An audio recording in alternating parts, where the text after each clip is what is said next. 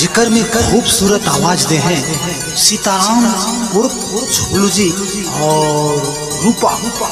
और इस एल्बम का गीत की रिकॉर्डिंग कर है रवि राम सरगम स्टूडियो ढोंगा बसिया।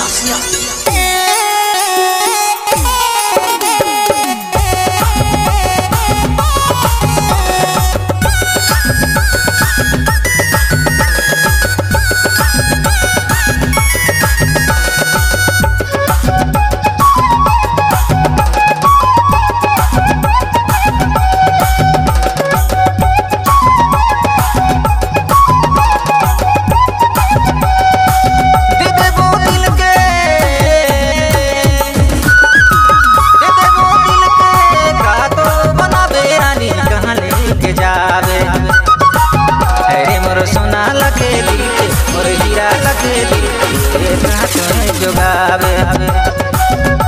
मोर सोना लगे दिल के और हीरा लगे दिल के कहाँ तुम्हें जोगावे।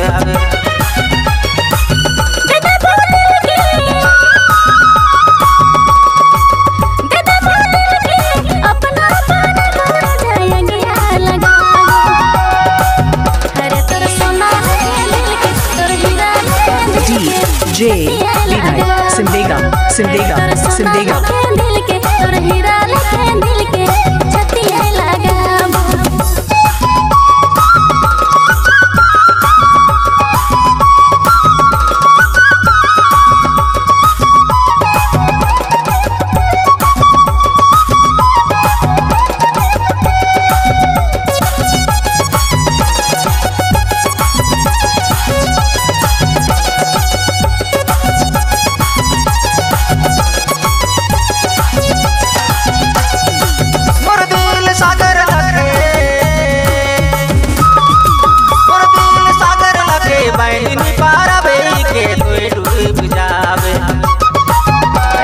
सोना लगे दिल के और हीरा लगे दिल के कहाँ तुम्हें जोगावे।